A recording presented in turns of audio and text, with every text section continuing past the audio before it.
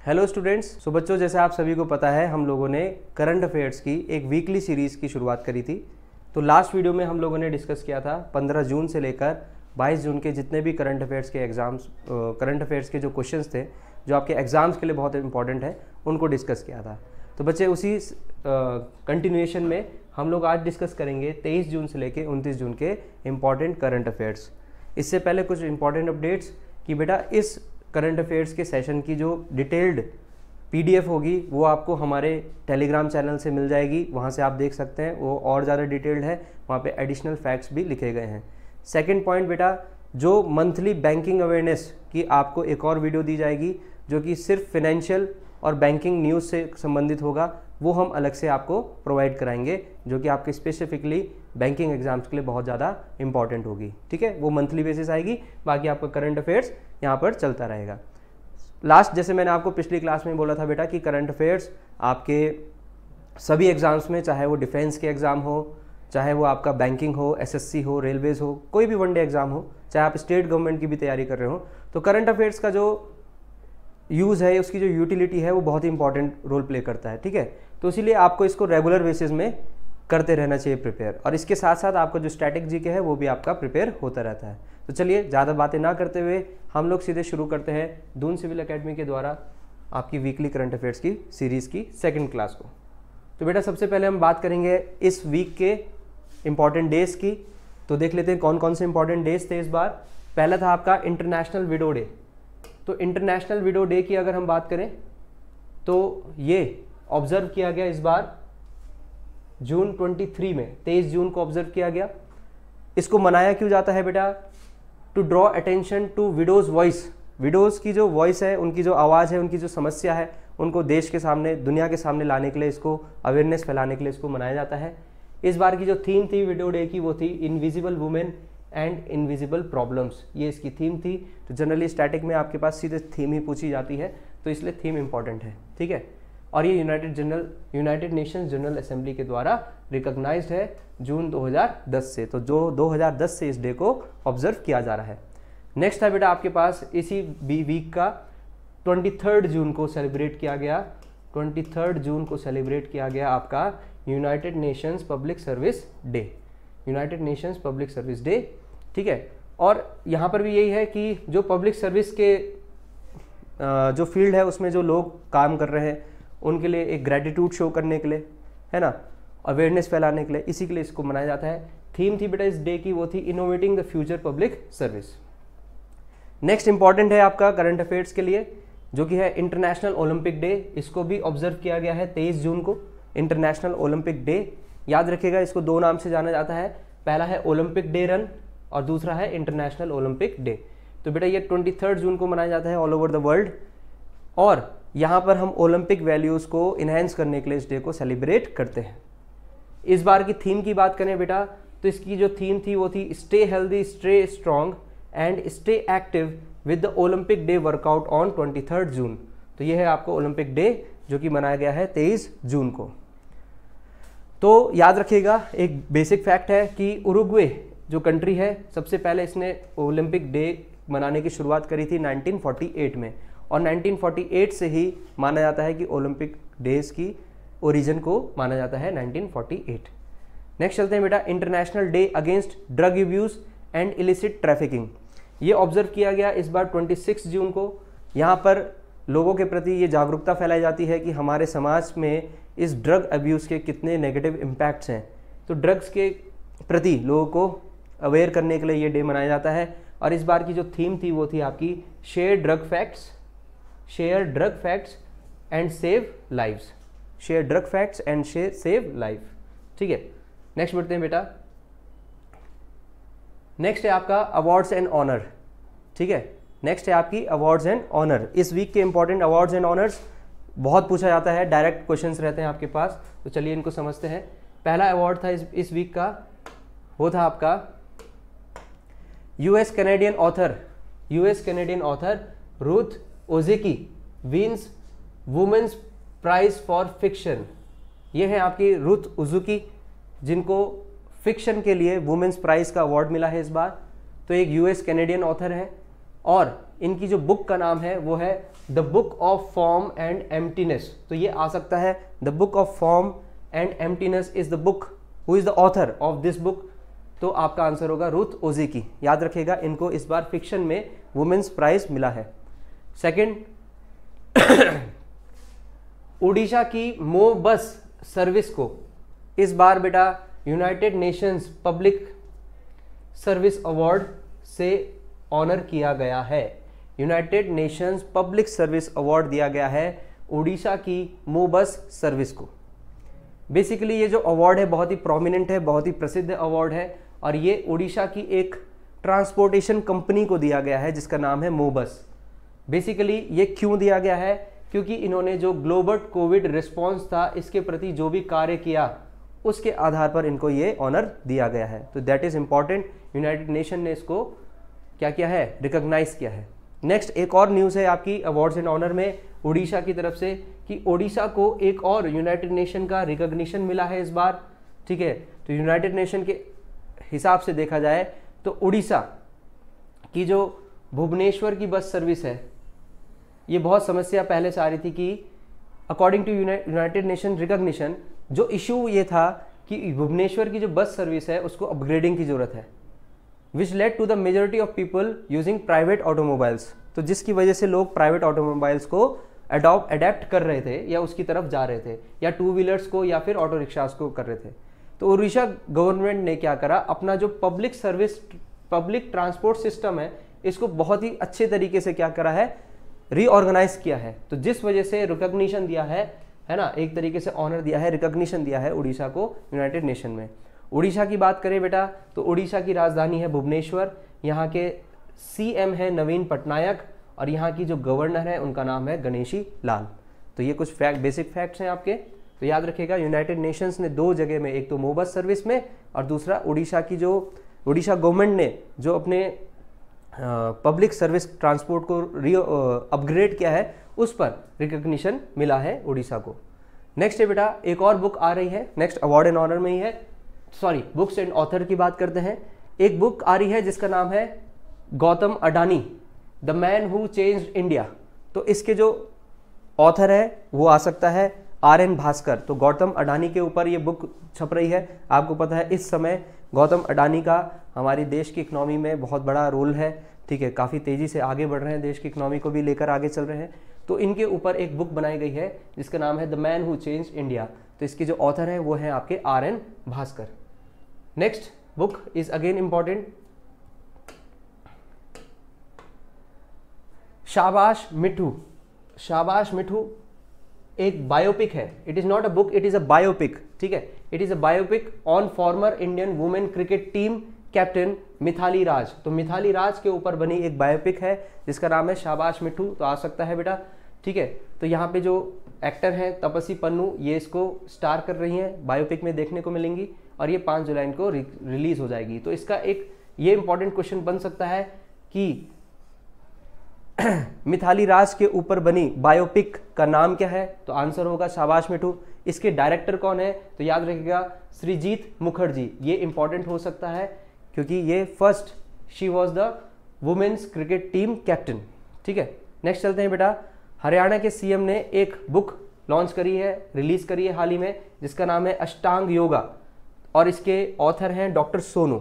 ठीक है, तो इस बार जो 8th इंटरनेशनल योगा डे हुआ था ऑब्जर्व भारत में, उस समय हरियाणा के सीएम मनोहर लाल खट्टर ने इस बुक को लॉन्च किया था, इस बुक का अनावरण किया था। तो याद रखिएगा अष्टांग योगा के जो ऑथर हैं वो हैं डॉक्टर सोनू। नेक्स्ट चलते हैं बेटा। नेक्स्ट है आपका स्पोर्ट्स न्यूज़। इस वीक बहुत ही इंपॉर्टेंट स्पोर्ट्स न्यूज़ है। लास्ट वीक भी हमने बात करी थी कि नेशनल रिकॉर्ड तोड़ा था, ठीक है, नीरज चोपड़ा ने। तो वैसे ही आज हम बात करेंगे कुछ इंपॉर्टेंट न्यूज़ की। तो न्यूज़ की बात करें, जस्ट अ मिनट, थोड़ा सा, हाँ न्यूज़ की बात करें बेटा, तो न्यूज़ में फर्स्ट है स्पोर्ट्स न्यूज़ में कि रेडबुल के ड्राइवर मैक्स वर्स्टेपन ने कैनेडियन ग्रैंड प्रिक्स 2022 का खिताब जीत लिया है। अगेन एक और न्यूज़ है। नेक्स्ट न्यूज़ है आपकी कि सुनील छेत्री जो कि भारत के एक प्रसिद्ध फुटबॉलर है, ये ही becomes the joint 5th highest goal scorer in world. ठीक है, सुनील छेत्री अब देखा जाए तो इंटरनेशनल फुटबॉल में 3rd हाईएस्ट गोल्ड स्कोरर है, ठीक है, और ज्वाइंटली देखा जाए तो 5th हाईएस्ट है। तो इनके ठीक आगे है लियोन मेसी जिन्होंने इंटरनेशनल मैचेस में 86 गोल किए हैं, उससे आगे है क्रिस्टियानो रोनाल्डो। तो फर्स्ट पोजीशन पे है क्रिस्टियानो रोनाल्डो, सेकंड पोजीशन में है इंटरनेशनल गोल्स में लियोन मेसी, और थर्ड पोजीशन पे है सुनील छेत्री। तो ये इंपॉर्टेंट न्यूज़ है बेटा इस बार की। नेक्स्ट है स्टुटगार्ट ओपन का खिताब जीता है किसने? मैटियो बेर्टेनी ने इस बार स्टुटगार्ट ओपन का खिताब जीता है और इन्होंने एंडी मुरे को हराया है इस बार, ठीक है। तो ये हो सकता है क्वेश्चन कि स्टुटगार्ट ओपन जीतने वाले कौन से प्लेयर हैं, तो नाम याद रखेगा मैटियो बेर्टेनी, ठीक है। नेक्स्ट अंडर 17 एशियन चैंपियनशिप में इस बार भारत की रेसलिंग टीम ने, या फिर कह सकते हैं भारत ने गोल्ड जीता है या फर्स्ट पॉइंट हासिल किया है। तो याद रखिएगा भारत ने टोटल इस बार 8 गोल्ड जीते हैं और इस चैंपियनशिप को जीता है भारत की वुमेन्स रेसलिंग टीम ने। नेक्स्ट न्यूज़ की तरफ चलते हैं बेटा कि मिनिस्टर ऑफ सिविल एविएशन ने हाल ही में नेशनल एयर स्पोर्ट्स पॉलिसी को रिलीज किया है। Basically national air sports policy introduce की गई है श्री ज्योतिरादित्य सिंधिया के द्वारा, जो कि मिनिस्टर है सिविल एविएशन नेस्प 2022 के, ठीक है। तो यहाँ पे इन्होंने लक्ष्य ये रखा है कि 2023 तक India should rank among the top sporting nations according to NESP 2020 objective. तो यहाँ पे एक लक्ष्य रखा गया है इस पॉलिसी के तहत कि 2023 तक भारत को एक टॉप स्पोर्टिंग नेशन बनाना है। तो इसीलिए ये इंपॉर्टेंट हो जाती है कि नेशनल एयर स्पोर्ट्स पॉलिसी, ठीक है, एक लक्ष्य निर्धारित किया गया है। और हमारे जो इस बार मंत्री हैं सिविल एविएशन के वो है ज्योतिरादित्य सिंधिया। नेक्स्ट बेटा भारत की रैंकिंग फीफा रैंकिंग भारत की जो है वो 2 पॉइंट ऊपर और बढ़ गई है एंड नाउ इट इज़ 104। तो एक अच्छी खबर है, आपको पता है कि भारत में फुटबॉल काफ़ी पहले से ही स्ट्रगल कर रहा है, धीरे धीरे इसको अपग्रेड किया जा रहा है। सरकार की भी, लोगों की भी, सोसाइटी की भी पूरी कोशिश रहती है कि फुटबॉल को क्या किया जाए, थोड़ा सा और सपोर्ट किया जाए। तो एक अच्छी खबर है कि भारत की जो फुटबॉल है फीफा रैंकिंग है उसमें भारत की जो रैंकिंग है वो 2 पॉइंट्स ऊपर गई है। अगर हम कुछ स्टैटिक पॉइंट्स की बात करें तो फीफा के बारे में बात करें तो याद रखिएगा फीफा के जो प्रेसिडेंट है that is Gianni Infantino. FIFA को फाउंड किया गया था, इसकी स्थापना हुई थी 21 मई 1904 में और इसका जो हेडक्वार्टर है वो है ज्यूरिक स्विट्जरलैंड में। तो एक बेसिक क्वेश्चन है यहाँ से। नेक्स्ट बेटा हाल ही में रुमेली धर ने सभी प्रकार के इंटरनेशनल क्रिकेट फॉर्म से क्या ले लिया है, रिटायरमेंट ले लिया है। तो रुमेली धर कौन है?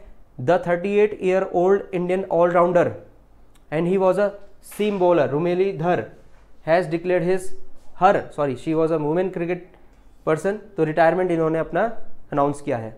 नेक्स्ट बेटा नवजीत धिलन, इन्होंने क्वासनॉव मेमोरियल 2022 एथलेटिक मीट में हाल ही में भारत के लिए जीता है गोल्ड।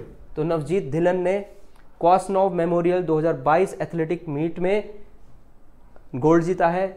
और याद रखिएगा she is women discuss thrower, है ना। तो डिस्कस थ्रोअर में इन्होंने पार्टिसिपेट किया और भारत के लिए गोल्ड जीता है। तो ये कुछ आपकी इंपॉर्टेंट स्पोर्ट्स न्यूज़ थी इस वीक की। नेक्स्ट चलते हैं बेटा, वेरी इंपॉर्टेंट भी कहेंगे और थोड़ा सा इंटरेस्टिंग भी कहेंगे स्पोर्ट्स न्यूज़ है इस वीक की।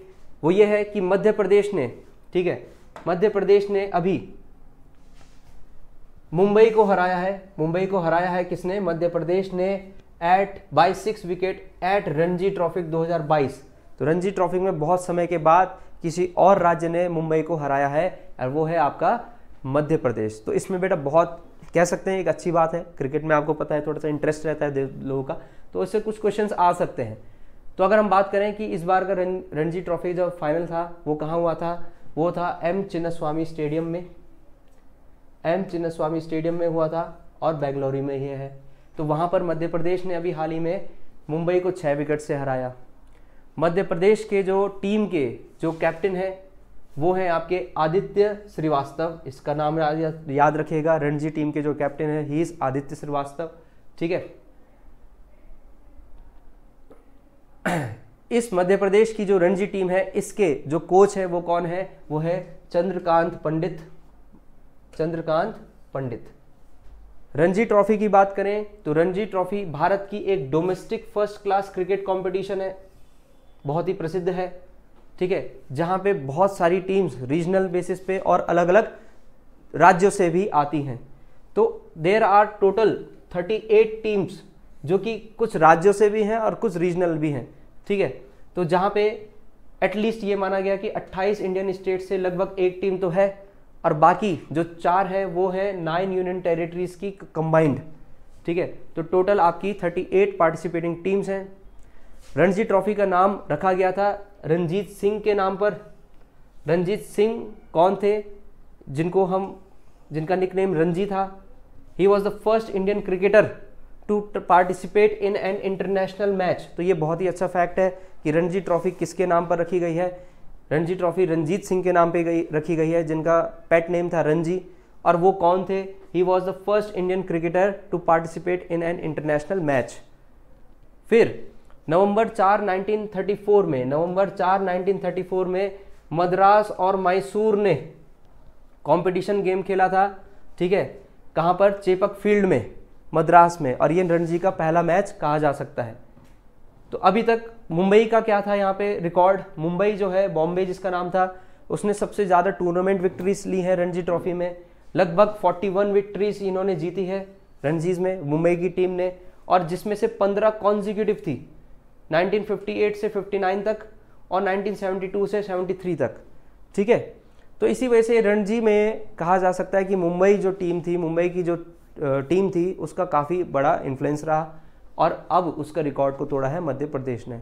यहाँ पे आपने कुछ बेसिक फैक्ट्स देखे रणजी ट्रॉफी के बारे में, तो ये कुछ हो सकता है कि यहाँ से आपको क्वेश्चन मिले स्टैटिक के बेस पर।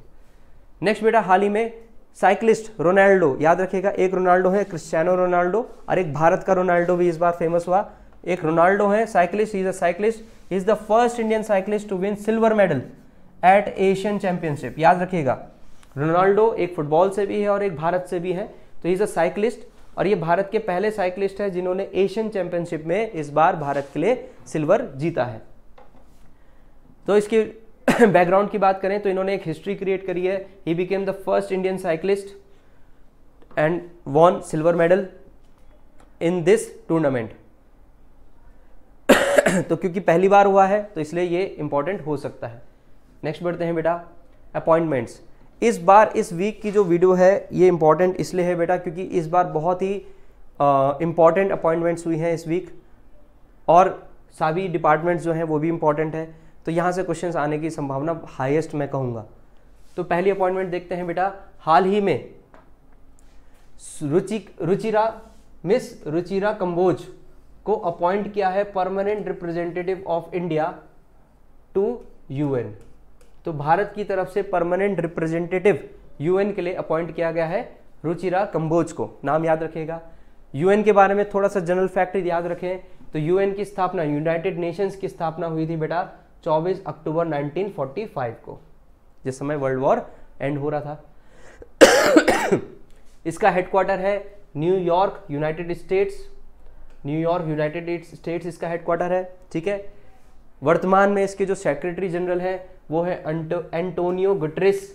एंटोनियो गुटेरेस इसके वर्तमान में सेक्रेटरी जनरल हैं। लगभग 193 इसके मेंबर स्टेट्स है और 2 इसके ऑब्जर्वर स्टेट्स है। एक्चुअली थोड़ा अधिकारों में थोड़ा फर्क हो जाता है मेंबर स्टेट्स और ऑब्जर्वर स्टेट्स में, इनकी राइट्स थोड़ी डिफरेंट होती हैं। यूनाइटेड नेशन की बात करें तो ये एक इंटर गवर्नमेंटल ऑर्गेनाइजेशन है, बहुत देशों की सरकारें मिलकर इसमें काम करती हैं, जिसका पर्पस है इंटरनेशनल पीस को मेंटेन करना, इंटरनेशनल सिक्योरिटी को मेंटेन करना, फ्रेंडली रिलेशन बनाना देशों के बीच में, और इंटरनेशनल कोऑपरेशन को अचीव करना, मतलब एक तरीके से हार्मनी को क्रिएट करना, ठीक है, पूरी विश्व में। तो ये इसका मेन फंक्शन है। तो भारत की तरफ से जो परमानेंट रिप्रेजेंटेटिव अपॉइंट किए गए हैं उनका नाम है मिस रुचिरा कंबोज, ठीक है। तो that is very important. Next appointment की बात आते हैं बेटा, एनडीबी। एनडीबी का मतलब है न्यू डेवलपमेंट बैंक। ठीक है। तो एनडीबी ने हाल ही में डॉक्टर डी जे पांडियन को अपॉइंटमेंट दी है in order to lead Indian regional office in GIFT City. ठीक है, तो एनडीबी है क्या? एनडीबी ब्रिक्स कंट्रीज का एक बैंक है, न्यू डेवलपमेंट बैंक है। तो इन्होंने हाल ही में farmer bureaucrat doctor D J Pandian को डायरेक्टर जनरल के पद पे रखा है इंडियन रीजनल ऑफिस में, जो कि है Gujarat international finance tech city, जिसको हम कहते हैं गिफ्ट सिटी। तो यहाँ पे गिफ्ट सिटी की फुल फॉर्म भी याद रखेगा। गिफ्ट सिटी की फुल फॉर्म है Gujarat international finance tech city. तो इस सिटी के या फिर इस क्षेत्र के जो भारत के रीजनल ऑफिस के जो डायरेक्टर जनरल हैं वो नियुक्त किए हैं डॉक्टर डी जे पांडियन। और एनडीबी किसका बैंक है? It is a development bank for BRICS countries. ठीक है, एनडीबी की बात करें बेटा तो एनडीबी की स्टैब्लिशमेंट हुई थी 2014 में। इसका हेडक्वार्टर है शांघाई चाइना में। वर्तमान में जो इसके प्रेसिडेंट हैं वो हैं मार्कोस प्रेडो रोजियो। एनडीबी को हम फॉर्मली जानते थे ब्रिक्स डेवलपमेंट बैंक से। तो ब्रिक्स डेवलपमेंट बैंक का जो नया नाम है वो रखा गया है NDB bank, new development bank. ठीक है, तो एक मल्टीलेटरल डेवलपमेंट बैंक है जो कि ब्रिक्स स्टेट्स, तो ब्रिक्स में कितने राज्य हैं, या सॉरी ब्रिक्स में राज्य तो यहाँ पे बोला जाता है बट देशों के लिए बोला जा रहा है। तो ब्रिक्स में कितने कंट्रीज हैं? Brazil, Russia, India, China and south Africa. तो इनका जो बैंक है उसके जो डायरेक्टर जनरल बनाए गए हैं इंडियन रीजनल ऑफिस के वो हैं डॉक्टर डी जे पांडियन। तो इसका याद रखेगा, this is again very important. Next है बेटा new director general of NIA. ठीक है, नेशनल इन्वेस्टिगेशन एजेंसी। आपने न्यूज में सुना होगा एनआईए का छापा पड़ा है। तो नेशनल इन्वेस्टिगेशन के नए डायरेक्टर जनरल अपॉइंट किए गए हैं मिस्टर दिनकर गुप्ता। तो he is a senior IPS officer. तो it is again important, NIA के नए डायरेक्टर जनरल बनाए गए हैं मिस्टर दिनकर गुप्ता। तो याद रखिएगा बेटा, इस वीक की अपॉइंटमेंट से डेफिनेटली मैं मानता हूं कि बहुत इंपॉर्टेंट क्वेश्चंस बन सकते हैं। ठीक है, चलिए आगे बढ़ते हैं। आगे देखें अगर अपॉइंटमेंट्स में तो याद रखिएगा मिस्टर स्वागत दास एनआईए का ही है। एनआईए के जो डायरेक्टर हैं तो मैंने आपको बता दिया, बट मिस्टर स्वागत दास को स्पेशल सेक्रेटरी नियुक्त किया गया है for internal security in home ministry. ठीक है, होम मिनिस्ट्री में इनको नियुक्त किया है स्पेशल सेक्रेटरी, विशेष सचिव। एनआईए की बारे में बात करें, नेशनल इन्वेस्टिगेशन एजेंसी की बात करें तो बेटा इसका फाउंड किया गया था 31 दिसंबर 2008 में और इसका हेडक्वार्टर है न्यू दिल्ली में। एनआईए एक प्रोब एजेंसी है। प्रोब एजेंसी मतलब इसका काम है जांच पड़ताल करना, जो कि फॉर्म हुई थी after the 26/11 attack in Mumbai. 26/11 का जो अटैक भारत पर हुआ था, मुंबई में हुआ था, उसके बाद एनआईए का गठन किया गया था, याद रखिएगा। ठीक है, भले ही, और इसके फाउंडेशन डेट है आपकी, स्थापना दिवस है 31 दिसंबर 2008। नेक्स्ट है बेटा AIFF। नेक्स्ट अपॉइंटमेंट भी इंपॉर्टेंट है। AIFF याद रखिएगा, all India football federation. AIFF के एडवाइजरी कमेटी के जो चेयरमैन है किसे नियुक्त किया गया है? नियुक्त किया है मिस्टर रंजीत बजाज को। तो मिस्टर रंजीत बजाज को AIFF के एडवाइजरी कमेटी का चेयरमैन नियुक्त किया गया है। AIFF का मतलब है ऑल इंडिया फुटबॉल फेडरेशन। तो आपको पता ही है भारत की फुटबॉल टीम ने फीफा रैंकिंग में 2 कदम आगे लिया है। सुनील छेत्री दुनिया में स्कोर करने वाले, इंटरनेशनल स्कोर करने वाले तीसरे प्लेयर बने हैं। और AIFF का जो चेयरमैन एडवाइजरी कमेटी का बनाया गया है, नियुक्त किया गया है, वो है मिस्टर रंजीत बजाज। तो ये 3 इंपॉर्टेंट न्यूज़ है इस बार फुटबॉल से संबंधित। नेक्स्ट बात करें बेटा advisory committee of SIFL and SEFL के मेंबर नियुक्त किए गए हैं मिस्टर वेंकट नागेश्वर चलसानी। ठीक है, तो हाल ही में RBI ने मिस्टर वेंकट नागेश्वर चलसानी को as a member of advisory committee of SIFL and SEFL नियुक्त किया है। ठीक है, अब ये समझते हैं SIFL है क्या। SIFL है सरी इंफ्रास्ट्रक्चर फाइनेंस लिमिटेड और SEFL है श्री इक्विपमेंट फाइनेंस लिमिटेड। तो इनके जो एडवाइजरी कमेटी के जो मेंबर हैं वो नियुक्त किए गए हैं आरबीआई के द्वारा मिस्टर वेंकट नागेश्वर चलसानी। ठीक है, नेक्स्ट न्यूज़ है कि president of India International centre, president of India International centre नियुक्त किए गए हैं मिस्टर श्याम शरण। तो मिस्टर श्याम शरण को नियुक्त किया है as a president of India International Centre. ठीक है, तो बेसिकली मिस्टर श्याम शरण भारत के एक फॉर्मर फॉरेन सेक्रेटरी रहे हैं और प्राइम मिनिस्टर के स्पेशल एनवॉय रहे हैं for nuclear affairs and climate change. ठीक है, for nuclear affairs and climate change. तो हाल ही में इनको इंडिया इंटरनेशनल सेंटर का प्रेसिडेंट नियुक्त किया गया है। अगेन वेरी इंपॉर्टेंट, कह सकते हैं मोस्ट इंपॉर्टेंट, नीति आयोग। आप सभी को पता है नीति आयोग। तो नीति आयोग के नए सीईओ बनाए गए हैं मिस्टर परमेश्वरम अय्यर। मिस्टर परमेश्वरम अय्यर, याद रखिएगा यहाँ पे IYER भी है। तो मिस्टर परमेश्वरम अय्यर को बनाया गया है नीति आयोग के नए सीईओ। ठीक है, तो इसको अपॉइंट कौन करता है? इनको अपॉइंट करते हैं ACC। ACC का मतलब appointments committee of the cabinet. Appointments committee of the cabinet ने अपॉइंटमेंट करी है मिस्टर परमेश्वरम अय्यर की as a new CEO of NITI Aayog. NITI Aayog की फुल फॉर्म क्या है बेटा? National institution for transforming India.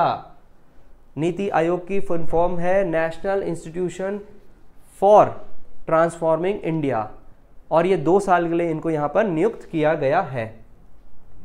इन्होंने इससे पहले मिस्टर कांत थे, मिस्टर अमिताभ कांत, इनको क्या किया है?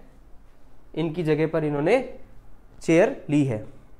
नीति आयोग की बात करें बेटा, तो नीति आयोग का गठन हुआ था 1 जनवरी 2015। याद रखेंगे, नीति आयोग की स्थापना की गई थी 1 जनवरी 2015।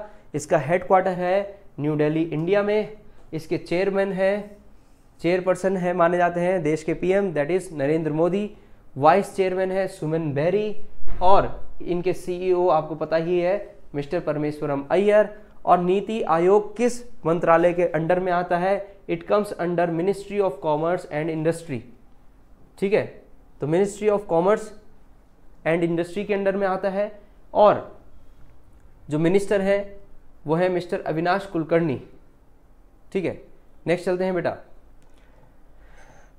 चीफ गवर्नमेंट ऑफ इंडिया या central government of India resurgence asset reconstruction firm IRACC। अच्छा, यहाँ पे थोड़ा सा एक टाइपिंग मिस्टेक हुई है। यहाँ से बेटा, यहाँ से ये न्यूज़ दूसरी है, तो याद रखिएगा IRAC के CEO नियुक्त किए गए हैं अविनाश कुलकर्णी। यहाँ पे टाइपिंग मिस्टेक का थोड़ा सा ध्यान रखिएगा।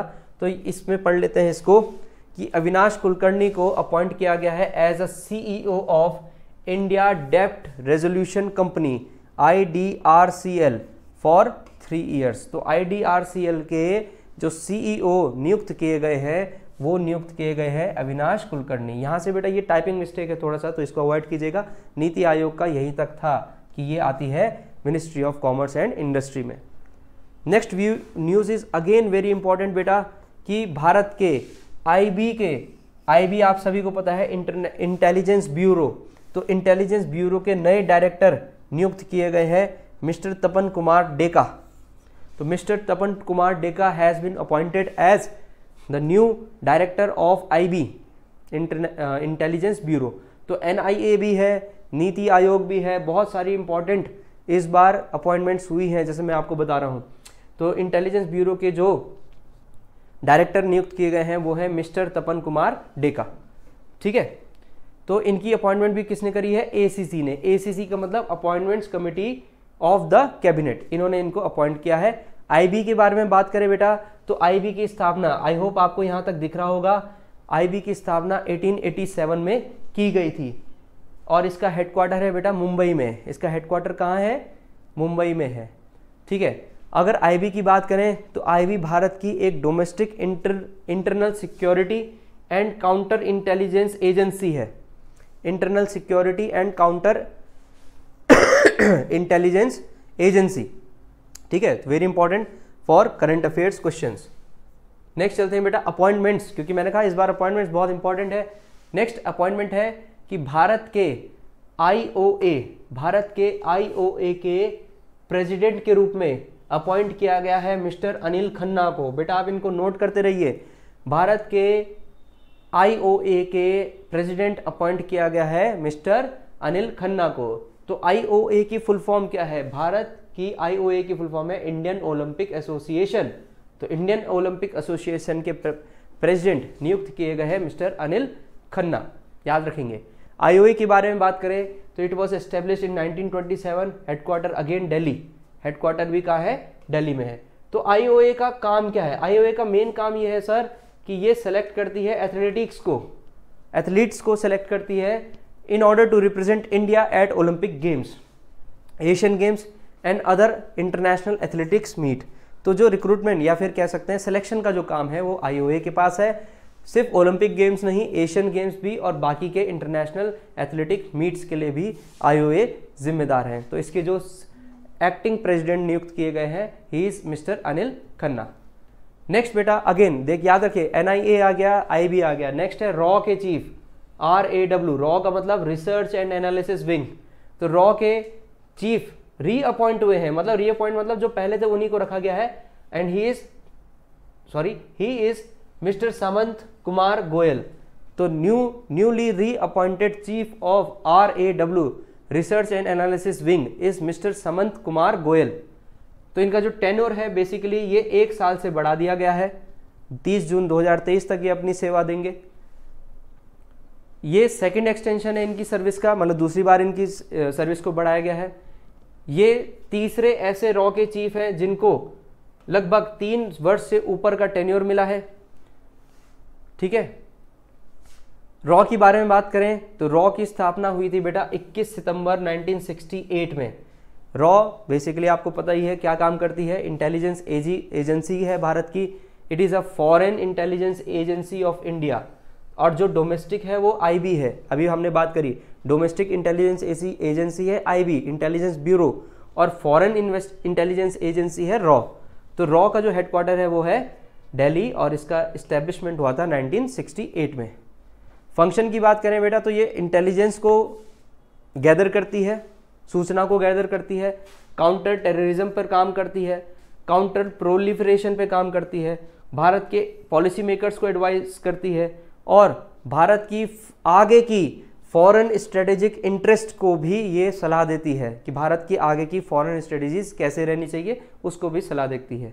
साथ साथ ये भारत के न्यूक्लियर प्रोग्राम की सिक्योरिटी के लिए भी जिम्मेदार है। It is also involve in the security of India's nuclear programmes. तो इसलिए वेरी इंपॉर्टेंट बेटा। तो रॉ के नए चीफ या फिर कह लीजिए रीअपॉइंटेड चीफ हैं mister Samant Kumar Goyal. Next again है आपका अपॉइंटमेंट्स। तो अपॉइंटमेंट्स की बात करें बच्चे तो चेयरमैन एंड एमडी के पद पे नियुक्त किया गया है इस बार एनएसआईसी के chairman and MD is appointed mister P Uday Kumar. तो मिस्टर पी उदय कुमार को एनएसआईसी का चेयरमैन एंड मैनेजिंग डायरेक्टर नियुक्त किया गया है। एनएसआईसी की फुल फॉर्म करें समझें तो it is national small industries corporation. NSIC की स्थापना हुई थी बेटा 1955 में, headquarter is Delhi. Basically NSIC एक मिनी रत्न गवर्नमेंट एजेंसी है जो कि ministry of micro small and medium enterprise के द्वारा बनाई गई है। नेक्स्ट बेटा फर्स्ट वुमेन प्रेसिडेंट ऑफ फीका। फर्स्ट वुमेन प्रेसिडेंट ऑफ फीका किसको नियुक्त किया गया है? फॉर्मर ऑस्ट्रेलियन क्रिकेटर लीजा स्थालकर को। ठीक है, फीका के बारे में बात करें तो फीका की फुल फॉर्म है federation of international cricketers association और इसकी पहली वुमेन प्रेसिडेंट बनी है लीजा स्थालकर। फीका की बात करें 1998 में इसकी स्थापना हुई थी। ठीक है, और ये फेडरेशन है इंटरनेशनल क्रिकेटर्स की all over the world. Next again CBDT के नए चेयरमैन। तो सीबीडीटी के नए चेयरमैन नियुक्त किए गए हैं बेटा IRS ऑफिसर मिस्टर नवीन गुप्ता। तो this is again important. CBDT इसका मेन है central bureau of direct taxes. ठीक है, central board of revenue act के अंडर में आती है। CBDT का हेडक्वार्टर है आपका न्यू दिल्ली। ये भारत में इनकम टैक्स के लिए बनाई गई है, एडमिनिस्ट्रेटिव बॉडी है भारत में। और ये आती है department of revenue under the ministry of finance. Ministry of finance के डिपार्टमेंट ऑफ रेवेन्यू के अंडर में आता है CBDT।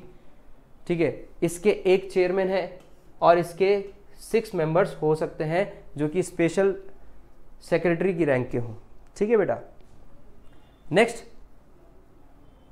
IWF International Weight Lifting federation के प्रेसिडेंट नियुक्त किए गए हैं मिस्टर मोहम्मद जलूद। तो याद रखेंगे, mister Mohammed Jalood elected as the new president of IWF International Weight Lifting Federation. Next है खबर। तो बेटा देखिए, मैंने आपसे कहा इस वीक जो अपॉइंटमेंट्स हैं वो सच में बहुत इंपॉर्टेंट है। NIA है, रॉ है, CBDT है, IB है ना। काफ़ी सारी इंपॉर्टेंट एजेंसीज के हेड इस बार नियुक्त किए गए। अब आते हैं बेटा साइंस एंड टेक्नोलॉजी पे। साइंस एंड टेक्नोलॉजी भी आपसे पूछी जाती है। याद रखेंगे, बैंकिंग एंड फाइनेंस की अलग से वीडियो लेकर आएंगे हम आपके लिए, जो कि पूरे वीक मंथली होगी। ठीक है, उसमें हम सिर्फ बैंकिंग और फाइनेंस डिस्कस करेंगे, वेरी इंपॉर्टेंट पार्ट्स, और उस बैंकिंग से रिलेटेड इंपॉर्टेंट कॉन्सेप्ट भी वहीं पर डिस्कस करेंगे। नेक्स्ट है बेटा साइंस एंड टेक्नोलॉजी। हाल ही में एक रॉकेट न्यूरी को लॉन्च किया है साउथ कोरिया ने। तो न्यूरी की बात करें तो न्यूरी फर्स्ट स्पेस लॉन्च है जो कि डोमेस्टिक टेक्नोलॉजी से बनाया गया है साउथ कोरिया की। ठीक है, इसमें साउथ कोरिया की लगभग 300 कंपनीज ने पार्टिसिपेट किया है। 3 स्टेज रॉकेट है, 47 मीटर्स लॉन्ग है, 200 टन मीटर इसका वेट है। साउथ कोरिया की बात करें तो president of South Korea is Yoon Suk ईओल, PM है हैन डक सू और कैपिटल है सियोल। करेंसी की बात करें तो कोरियन रिपब्लिक वॉन यहाँ की करेंसी है, कोरियन रिपब्लिक वॉन। तो ये है कुछ fact about South Korea. Next, ship borne, ship पर लगने वाली वेपन सिस्टम जिसका नाम है VLSRSAM, इसको सक्सेसफुली टेस्ट किया गया है उड़ीसा के तट पर मिनिस्ट्री ऑफ डिफेंस के द्वारा। तो मिनिस्ट्री ऑफ डिफेंस की बात करें, डिफेंस मिनिस्टर है Rajnath Singh, minister of state for defence है अजय भट्ट, डिफेंस सेक्रेटरी है डॉक्टर अजय कुमार। और इस सिस्टम को, जो कि एक वेपन सिस्टम है, शिप बॉन्ड, शिप पर लगने वाला वेपन सिस्टम है, जिसको उड़ीसा के तट पर सक्सेसफुली टेस्ट फायर किया गया है, इसको डिज़ाइन किया है या इस पर काम किया है DRDO ने। तो DRDO की फुल फॉर्म देखें बेटा, DRDO के बारे में देखें तो 1958 में इसकी स्थापना हुई, हेडक्वार्टर न्यू दिल्ली में है और इसके जो चेयरमैन है वर्तमान वो हैं doctor G Satish Reddy. Direct question आता है बेटा कि DRDO का हेडक्वार्टर कहाँ है, DRDO के चेयरमैन कौन है ना, भारत के minister of state for defence कौन है। तो डायरेक्ट ये कुछ क्वेश्चन है, तो कोशिश करेंगे कि जो न्यूज़ आए उसके साथ जितना भी बेसिक फैक्ट हो वो हम यहाँ पर डिस्कस करते रहें। Next, ranks and reports. Ranks and reports की बात करें बेटा तो India ranks fourth in gold recycling. ठीक है, ये WGC की एक रिपोर्ट आई है कि गोल्ड रिसाइकलिंग के टर्म्स में देखा जाए तो भारत की रैंक आई है 4th। तो टॉप 3 ग्लोबल गोल्ड रिसाइकलिंग जो देश है, फर्स्ट पे है China, second is Italy, third is United states of America, और गोल्ड रिसाइकलिंग में 4th रैंक आई है भारत की।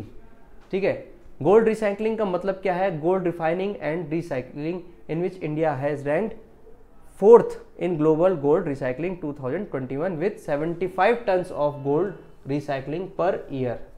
ठीक है, तो इतनी गोल्ड भारत क्या करता है, रिसाइकिल करता है। WGC ने ये रिपोर्ट पेश करी है। तो WGC के बारे में बात करें तो WGC की फुल फॉर्म है वर्ल्ड गोल्ड काउंसिल। ठीक है, इसके CEO हैं डेविड टैट, हेडक्वार्टर है बेटा लखनऊ UK, हेडक्वार्टर है London United kingdom. World gold council एक ऐसी एजेंसी है जिसका मेन काम है मार्केट डेवलपमेंट करना फॉर गोल्ड इंडस्ट्रीज के लिए। ठीक है, ये साथ साथ और पार्ट्स में भी रोल प्ले करती है, जैसे कि गोल्ड माइनिंग से लेकर इन्वेस्टमेंट। तो बेसिकली ये क्या करना चाह रही है, ये विश्व में एक सस्टेन डिमांड क्रिएट करना चाह रही है गोल्ड की, सस्टेन भी हो और ऐसा भी ना हो कि गोल्ड का दुरुपयोग हो जाए। तो इस तरीके से इसी वजह से gold recycling is important factor. Next बेटा, EIU की ग्लोबल लिवेबिलिटी इंडेक्स में, EIU की ग्लोबल लिवेबिलिटी इंडेक्स में वियना को world's most liveable city in 2022 ये आ सकता है बेटा, according to EIU global index 2022। तो दुनिया की मोस्ट लिवेबल सिटी है वियना, ठीक है, मोस्ट लिवेबल सिटी मतलब जो बहुत ही अच्छा रहने लायक हो। तो भारत में इसमें कहाँ पर इसकी पोजीशन है, तो भारत में माना जा रहा है कि बेंगलुरु है भारत की टॉप मोस्ट लिवेबल सिटी, और भारत की बेंगलुरु का जो रैंक है वर्ल्ड में वो है 22, पहले 23 था अब 22 आ गया। तो 15 ग्लोबल इकोसिस्टम्स में बेंगलुरु का नाम है, ठीक है। तो भारत के टर्म्स में बेंगलुरु इंपॉर्टेंट है, वर्ल्ड में वियना। नेक्स्ट बेटा, बहुत ही इंपॉर्टेंट खबर है, कोविड के बाद देखी जा सकती है तो इंपॉर्टेंट है। SRS डेटा के अनुसार भारत की जो लाइफ एक्सपेक्टेंसी है at birth, life expectancy at birth जो है वो 69.7 आ चुकी है। तो आपको पता है कि भारत में कह सकते हैं आपकी मेडिकल फैसिलिटीज़ की जो कमी थी वो धीरे धीरे सरकार उस पर कार्य कर रही थी, और जिसका नतीजा ये है कि भारत की जो लाइफ एक्सपेक्टेंसी एट बर्थ है वो 69.7 हो चुकी है। तो विच इज़ अ गुड, कह सकते हैं गुड सही इंडिकेशन है हमारे लिए। नेक्स्ट, साइंस एंड टेक्नोलॉजी में ही चलते हैं। भारत की hyper sensitive airports, India's hyper sensitive airports to install perimeter intrusion detection system PIDS by 2023। Bharat अपने जितने भी हाइपर सेंसिटिव एयरपोर्ट्स हैं अब आने वाले समय में उनमें PIDS सिस्टम लगाने वाला है। तो ये डिसीजन लिया गया है bureau of civil aviation security के द्वारा। तो यहाँ पर है क्या, ये जो PIDS है ये एक सेंसर होगा बेटा जो कि हेल्प करेगा लोगों को सिक्योरिटी अलर्ट देने के लिए कि अगर किसी भी प्रकार का इंट्रूजन हो जाए, कोई भी व्यक्ति अगर बिना आज्ञा के प्रवेश कर जाए तो ये डायरेक्टली एक लोगों को एक अलार्म दे देगा, सिक्योरिटी एजेंसीज को अलार्म दे देगा। तो ये एक अच्छी कहा जाता है कि इंट्रूजन डिटेक्शन सिस्टम है, बहुत ही अच्छा। तो ये भारत अपने सभी हाइपर सेंसिटिव एयरपोर्ट्स में लगवाने वाला है।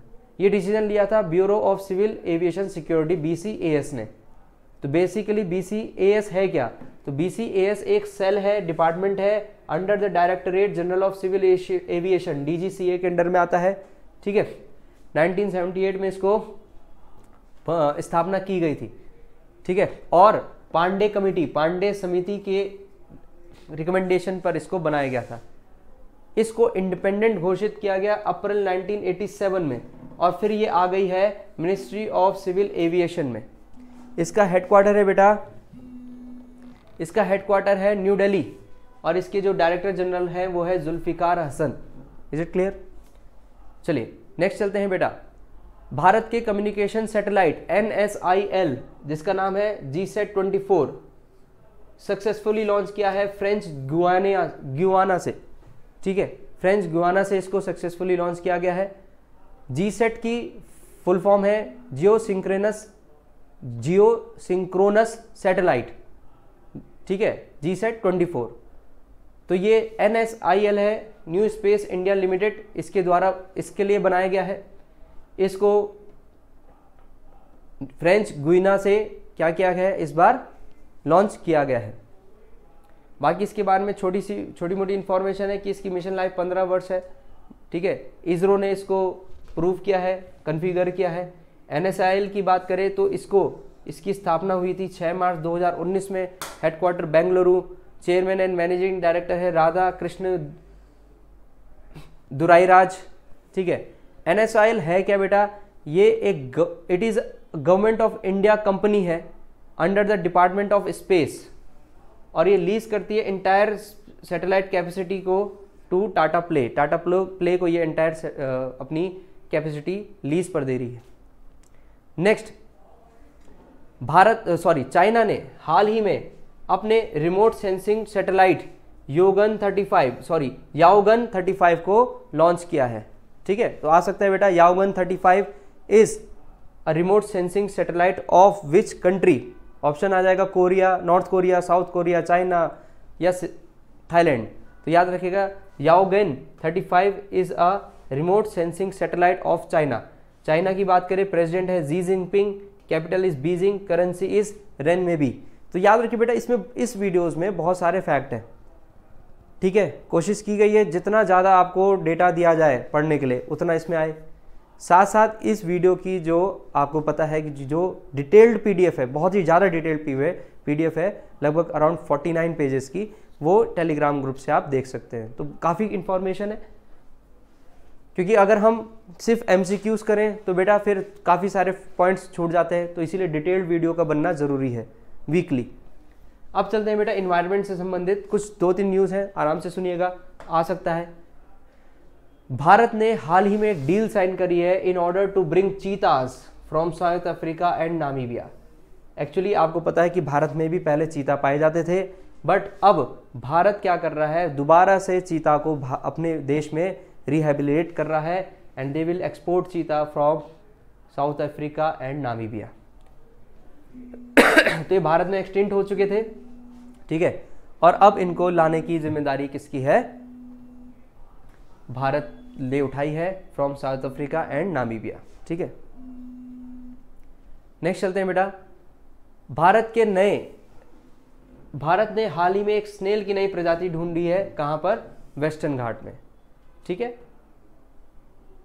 तो इसका नाम आ सकता है, इसका नाम जो है वो वेस्टर्न घाट के ही शाद्री से लिया गया है, ठीक है। इस स्नेल का नाम शाद्री रखा गया है।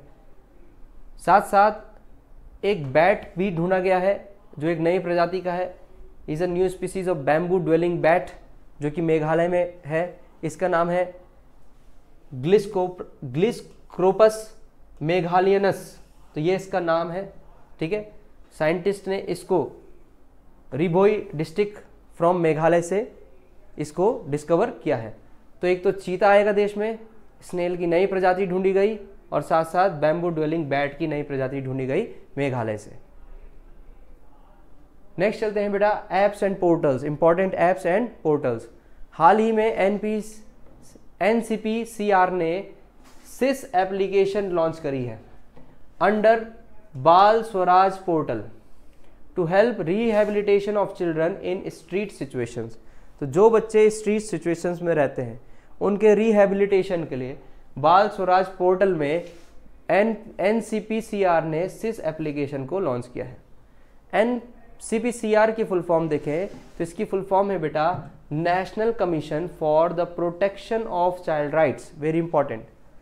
तो इन्होंने अपने बाल स्वराज पोर्टल पर एक एप्लीकेशन लॉन्च करी है जिसका नाम है सिस एप्लीकेशन। बेसिकली जो स्ट्रीट्स में जो आपको बच्चे दिखते हैं तो उनके रिहेबिलिटेशन के लिए ये है, ठीक है। तो यहाँ पे देखेंगे कि इस पोर्टल से या इस एप्लीकेशन से ऑनलाइन ट्रैकिंग की जा सकती है, मॉनिटरिंग की जा सकती है चिल्ड्रंस के in the need of care and protection, ठीक है। नेक्स्ट है बेटा डिफेंस न्यूज़। तो डिफेंस न्यूज़ की बात करें तो डिफेंस मिनिस्ट्री ने हाल ही में अप्रूव किया है BRO cafes at 75 border locations across 12 states and union territories. तो यहाँ पे होगा क्या बेटा कि लगभग 12 राज्य और यूनियन टेरिटरीज की जो 75 बॉर्डर लोकेशंस हैं वहाँ पे BRO को अनुमति दी गई है कि वो अपने कैफ़े खोल सकते हैं, ठीक है।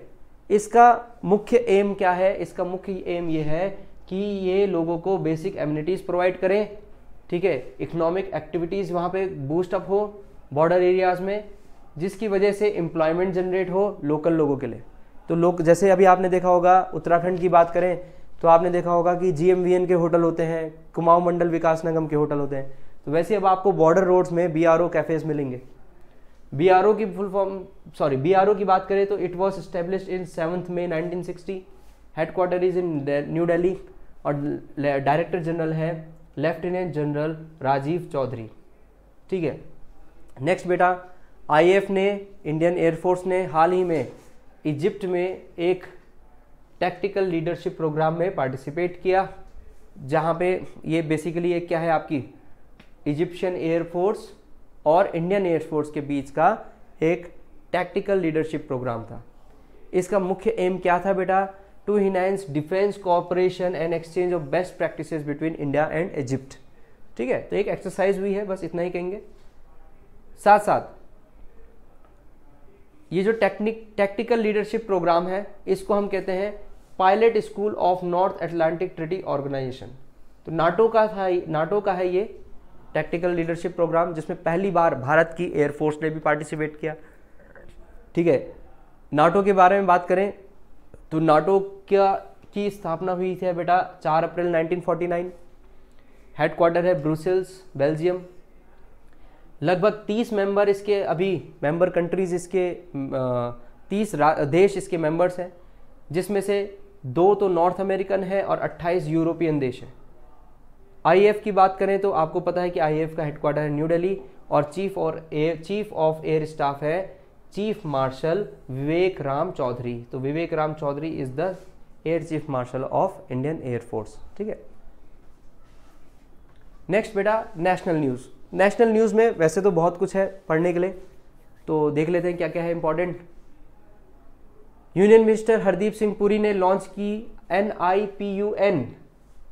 अब NIPUN है क्या बेटा? It is a national initiative for promoting upskilling of निर्माण वर्कर्स। निर्माण वर्कर्स कहा जाता है कंस्ट्रक्शन वर्कर्स को, तो इनकी स्किल्स को प्रमोट करने के लिए इन्होंने एक प्लेटफॉर्म इंट्रोड्यूस करा है, that is called NIPUN, national initiative for promoting upskilling of निर्माण वर्कर्स।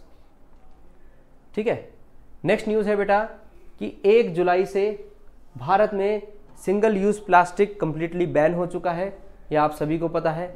तो ना ही उसका प्रोडक्शन किया जाएगा, ना ही उसको इंपोर्ट किया जाएगा, ना ही स्टोर किया जा सकता, ना डिस्ट्रीब्यूट, ना सोल्ड, ना ही यूज़। तो जो भी प्लास्टिक पॉलिस्टीरीन और एक्सपेंडेड पॉलिस्टीरीन से बना होगा वो सभी बैन किया जा चुका है। नेक्स्ट बेटा, PM मोदी ने हाल ही में एक वाणिज्य भवन और एक निर्यात साइट का अनावरण किया है, इनका उद्घाटन किया है। निर्यात की बात करें तो निर्यात बेसिकली क्या है, एक ऐसा प्लेटफॉर्म है, वन स्टॉप प्लेटफॉर्म है जो भारत के फॉरेन ट्रेड का पूरा डेटा, ठीक है, स्टेक होल्डर्स को प्रोवाइड करता है एक ही जगह पर। नेक्स्ट है IOC, ये इंपॉर्टेंट हो सकती है बेटा नेशनल न्यूज़ कि इंडियन ऑयल कॉरपोरेशन ने अपना एक सोलर कुकटॉप, ठीक है ना, सोलर कुकर जो होता था पहले वैसा ही कुछ एक लॉन्च किया है, अपग्रेडेड वर्जन, जिसका नाम है सूर्य नूतन।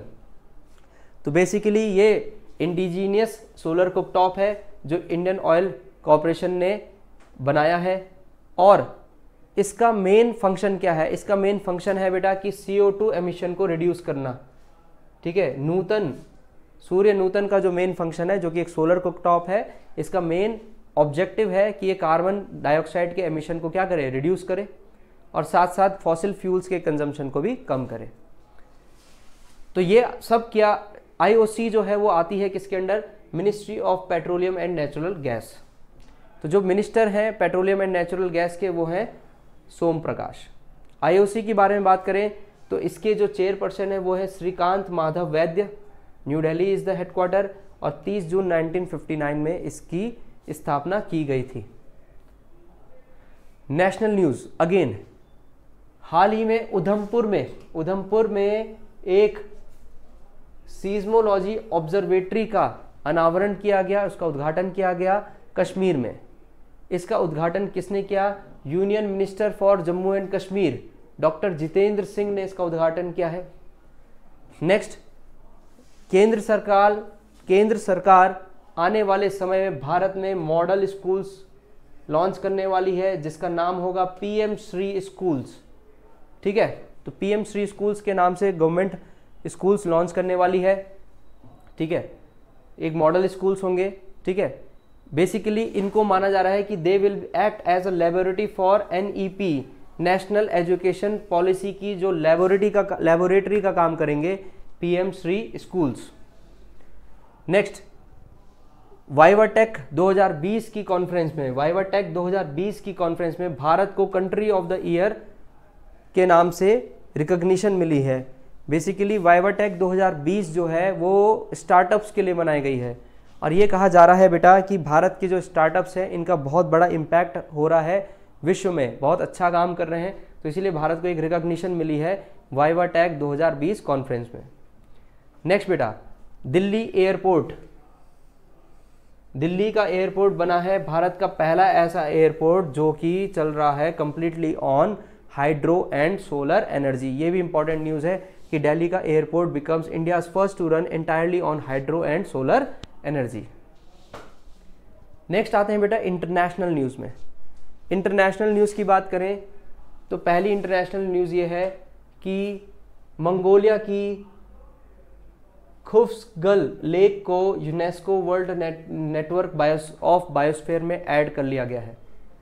अब मंगोलिया की ये जो खुफ्सगल लेक है, बेसिकली ये मंगोलिया की लार्जेस्ट फ्रेश वाटर लेक है बाय वॉल्यूम, और by in terms of area वो सेकंड लार्जेस्ट है।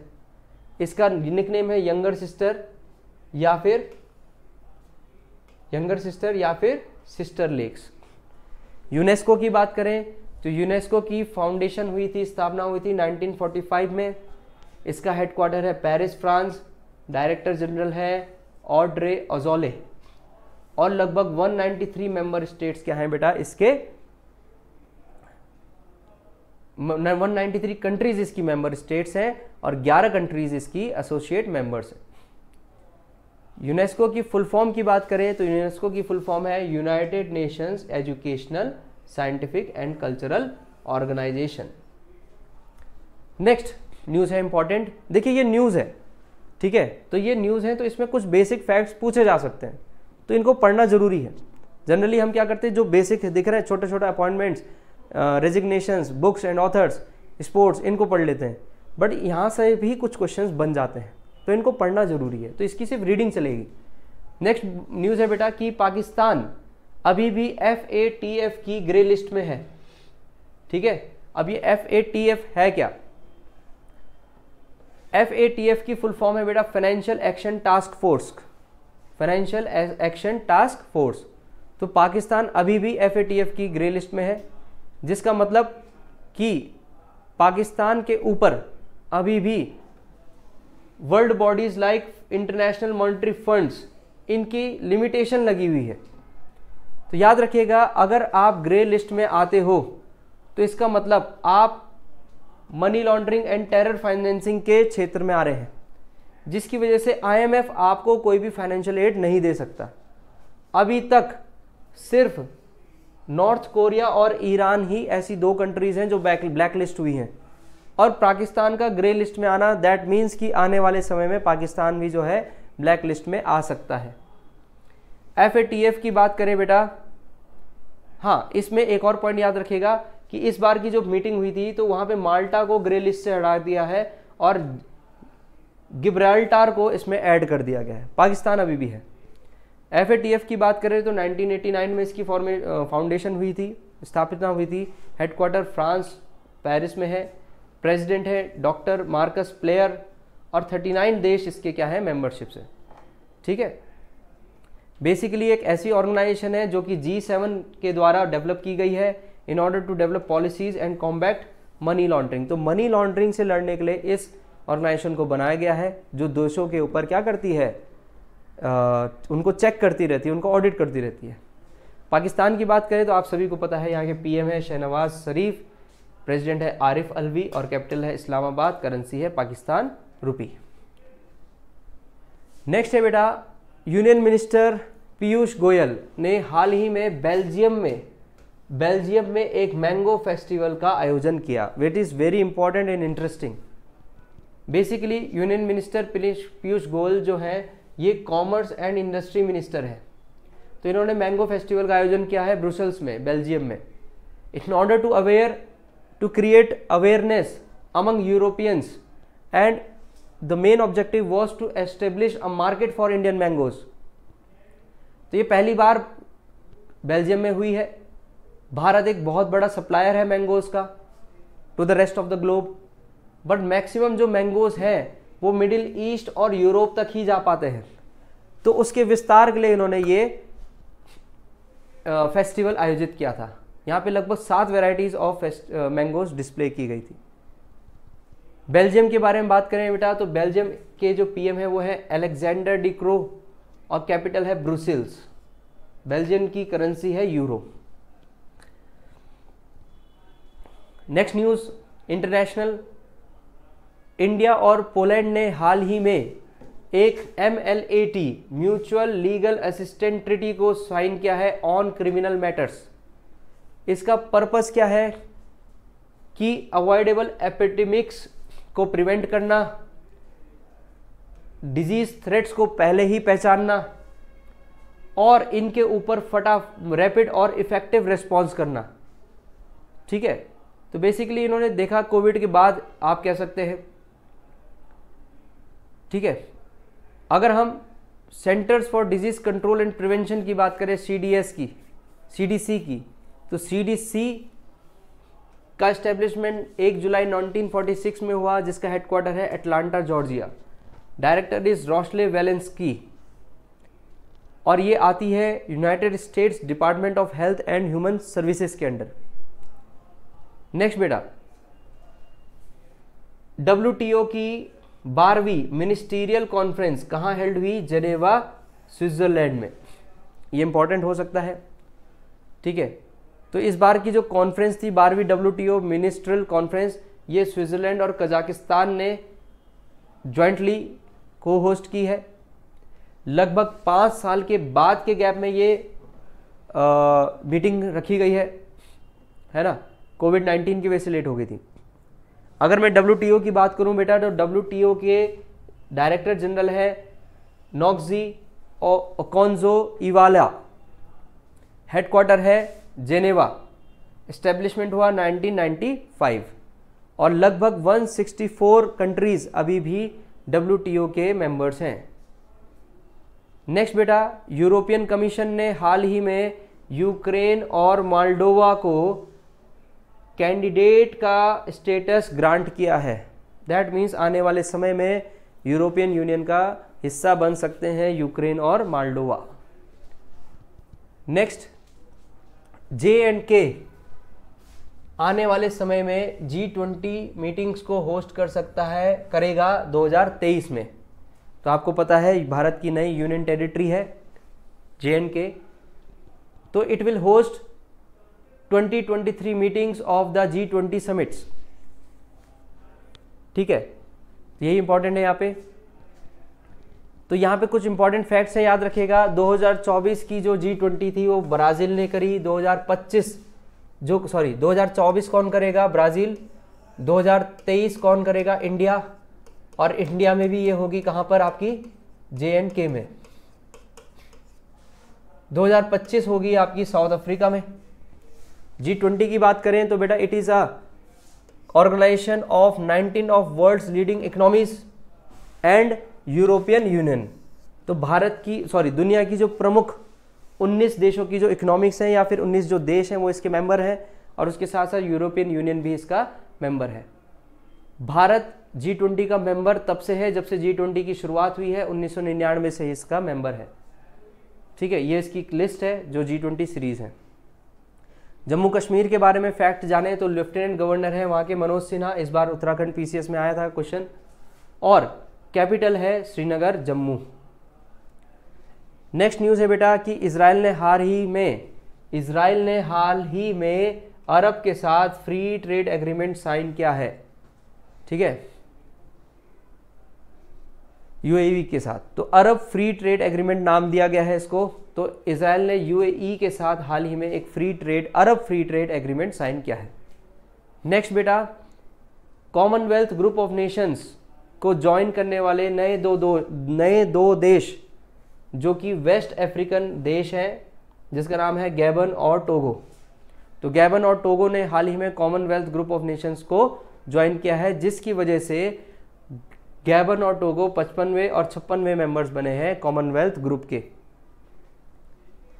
नेक्स्ट है बेटा स्टेट न्यूज़। आई होप आपको ये विजिबल होगा आपकी स्क्रीन पर, और अगर ये विजिबल नहीं है, वैसे तो विजिबल है बट अगर ये विजिबल नहीं है तो डोंट वरी, ये आप PDF में आसानी से आपको मिल जाएगा।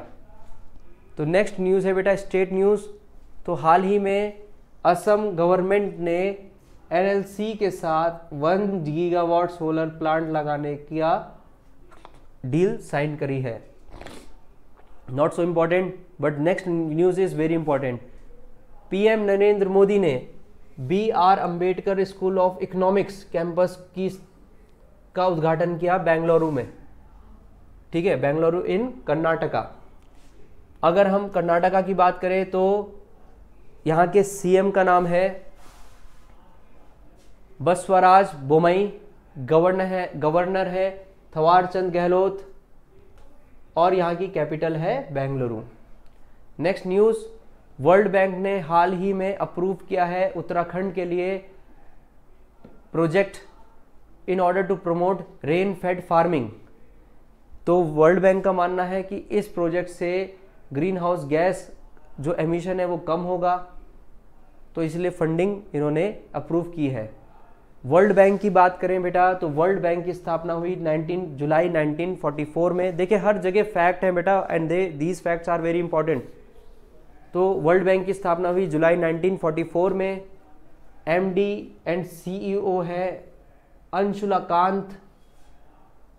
हेडक्वार्टर है वर्ल्ड बैंक का वॉशिंगटन DC और यहाँ के जो प्रेसिडेंट हैं वो हैं David Malpass.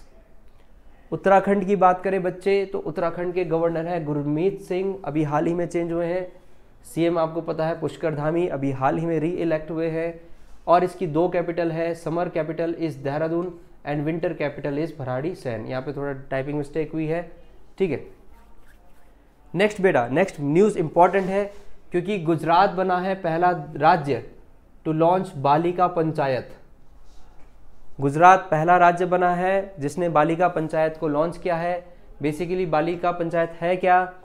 It is a programme to promote social and political development of girls and their active participation in politics. तो बेटा गर्ल्स का एक्टिव पार्टिसिपेशन और उनकी सामाजिक एंड पॉलिटिकल डेवलपमेंट के लिए ये प्रोग्राम चलाया गया है। बेसिकली किसके अंडर में आया है? It is a initiative of women and child development welfare department, जो कि आता है बेटी बचाओ बेटी पढ़ाओ के कैंपेन के अंतर्गत। गुजरात की बात करें बेटा, CM है भूपेंद्र पटेल, गवर्नर है आचार्य देवव्रत और कैपिटल है गुजरात की गांधीनगर। नेक्स्ट, कर्नाटका अभी हमने बोला कि कर्नाटक के CM है बसवराज बोमई। तो भारत का सबसे बड़ा IKEA स्टोर इनॉग्रेट हुआ है कर्नाटका में। IKEA की बात करें बेटा तो आपको पता है फर्नीचर से संबंधित है। तो इसकी फाउंडेशन हुई जुलाई 1943 में, 28 जुलाई 1943। इसके फाउंडर हैं इंगवार कैम्प्रेड, हेडक्वार्टर है Delft Netherlands. Next, Delhi international airport ने अपनी एक नई टैग सिस्टम को स्टार्ट किया है जिसका नाम है बैग ट्रैक्स। बेसिकली ये एक ऐसी फैसिलिटी है जो किसी भी पैसेंजर को उसके लगेज की रियल टाइम इंफॉर्मेशन देगी, ठीक है। तो दिल्ली की बात पता ही आपको, चीफ मिनिस्टर है अरविंद केजरीवाल और गवर्नर है विनय कुमार सक्सेना। एंड लास्ट बेटा, 26वीं सिंधु दर्शन यात्रा शुरू हुई कहाँ? लेह लद्दाख में, ठीक है। 4 दिन की है ये। और लद्दाख के बारे में देखें तो लद्दाख के गवर्नर है राधा कृष्ण माथुर और कैपिटल है लेह कारगिल, ठीक है। सो स्टूडेंट्स, ये था आपका 23 जून से लेकर 29 जून का कॉम्प्रिहेंसिव करंट अफेयर्स की वीडियो। और इसकी और डिटेल्स में अगर आपको वीडियो चाहिए तो आप उस PDF को पढ़ सकते हैं। सो बच्चों, आप सभी को यही कहूँगा कि current affairs is very important. याद रखिए, अब जो एग्ज़ाम्स हो रहे हैं उसमें काफ़ी पुराना करंट अफेयर भी पूछा जा रहा है। लगभग 6 महीना, 7 महीना, 8 महीना पुराना करंट अफेयर्स भी पूछा जा रहा है। तो इसको आप अपने डेली रूटीन में ज़रूर लेकर आइए। Thank you, have a nice day. जय हिंद, पढ़ते रहिए। Thank you.